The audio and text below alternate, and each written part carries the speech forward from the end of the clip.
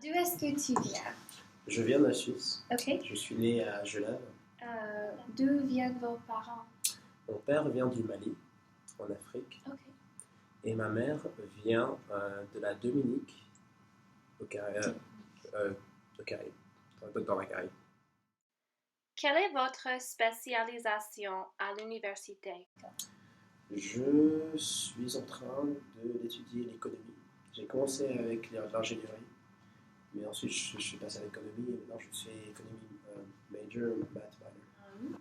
Quel est le système d'école en Suisse? Donc moi en fait je suis allé dans une école privée qui s'appelle le Collège du Léman.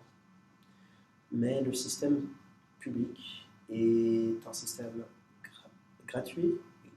Ok. Ensuite, l'université, c'est aussi un système qui est subsidé par le gouvernement, c'est-à-dire qu'ils payent. Oui.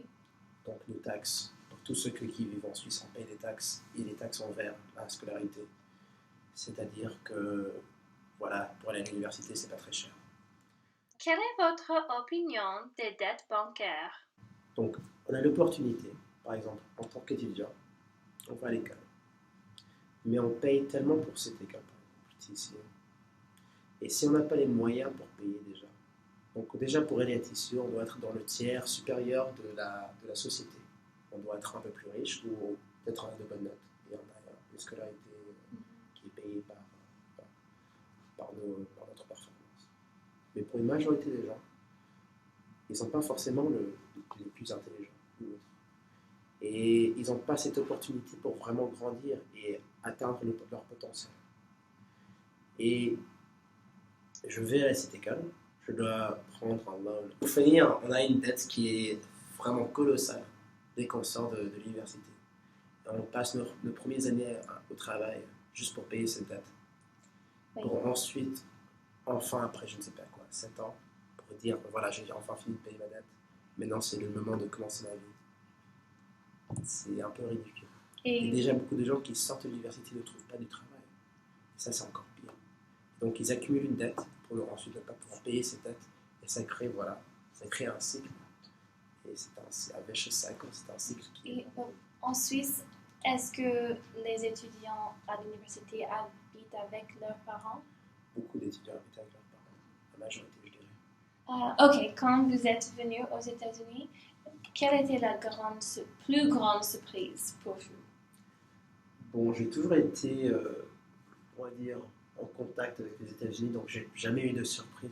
Parce que j'ai toujours adoré le basket, j'ai toujours été connecté sur Internet, j'ai toujours vu le monde, j'ai toujours voyagé partout. Donc, dès que j'avais l'âge de, on va dire, 4 ans, j'ai déjà commencé à faire mon tour autour du monde, on va dire. Donc, j'allais aux États-Unis une fois tous les 2 ans pour voir mes cousins. Ok, est-ce que c'est la pauvreté en Suisse? Il y a la pauvreté partout.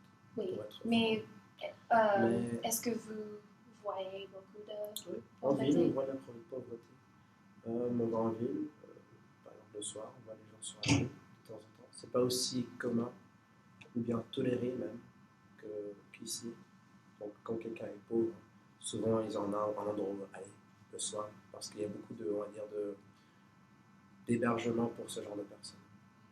Aux États-Unis, est-ce que vous observez une différence entre la pauvreté de la Suisse? En tout cas, la pauvreté ici, on n'a pas, l'argent n'a pas été alloqué pour régler avec ce genre de personnes avec des gens qui sont pauvres. Donc l'argent est toujours dépensé pour, je sais pas, les autres choses. Oui. Le 1% de la société.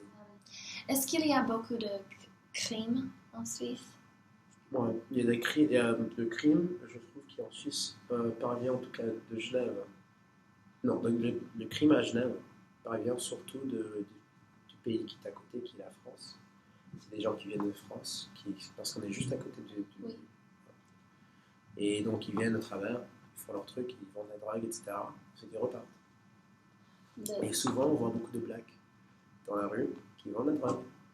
Et je suis black moi-même, mais je trouve que souvent je me trouve dans des situations où je suis dans la rue, un autre black qui me voit et il croit que moi aussi je suis quelqu'un qui vient de la France faire du trafficking, quelque chose comme ça. Et ça m'était arrivé un jour où j'étais en train de marcher après avoir fait des achats. Et un jeune homme s'est venu vers moi et m'a dit tu sais où je peux trouver un peu de travail, tu sais, du travail un peu, tu sais, voilà, underground, un Oui, peu, oui, voilà, marché noir. Marché noir. Oui. Donc voilà, c'était un peu. Ça m'a un peu dégoûté. Est-ce que vous pensez qu'il y a un problème avec l'alcool en Suisse ou aux États-Unis? Je trouve que déjà, ça va avec le sujet de la conduite. Ces deux ensemble, l'alcool et la conduite.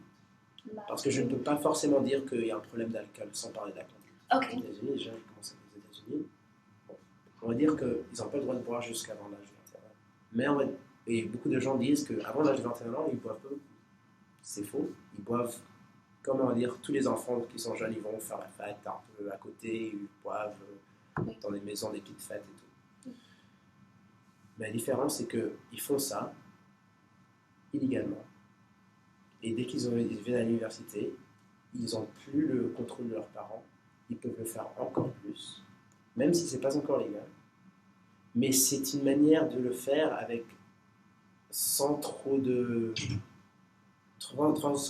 pénalisés, même s'ils sont pris en train de boire, parce que les universités ne vont pas forcément leur envoyer en prison ou autre, parce que c'est pas rationnel.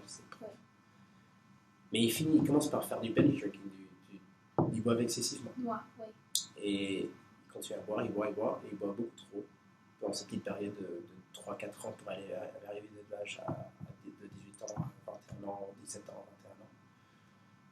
Et c'est pendant cette période, d'accord, tous les longs, ils peuvent conduire de l'âge à 16 ans. Et donc de 16 ans à 21 ans, ils sont en train de boire illégalement. Et ensuite, ils arrivent à l'université, ils font du binge drinking et ils continuent à conduire aussi en même temps.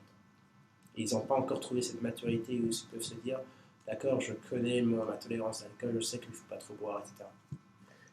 En Europe, déjà, en tout cas en Suisse, à l'âge de 16 ans, je peux boire la bière et du vin.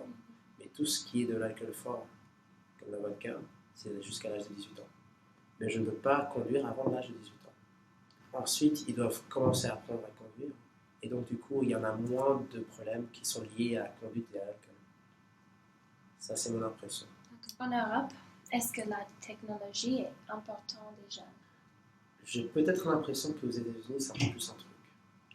Parce que tout ce qui est social media, donc le média Internet, sur Internet, donc il y a Twitter, il y a Facebook, il y a Instagram, il y a Snapchat. Mes amis francophones, très peu d'entre eux ont Snapchat, par exemple. Ici, il y a tout le monde qui a Snapchat. Instagram aussi, il y en a très peu. Il y a vraiment une culture aux États-Unis que je trouve qui est très orientée autour de ça. Et c'est pas que les Européens n'ont pas leur tablette, leur téléphone, leur ordinateur et tout ça, mais on n'a pas tous une télévision, par exemple. On n'a pas tous 5 télévisions dans notre maison. C'est pas vraiment une culture qui est vers l'abondance de produits. C'est pas excessif. C'est pas forcément excessif. Donc déjà qu'on n'est pas excessif avec notre nourriture, je crois que c'est un peu une tendance qui vient avec tout ce qu'on fait. Et qu'on n'est pas excessif avec nos électroniques, on n'est pas excessif avec d'autres choses. Je ne sais pas pour dire qu'on est meilleur que vous ou autre. C'est juste qu'on est une société qui ne consomme pas autant.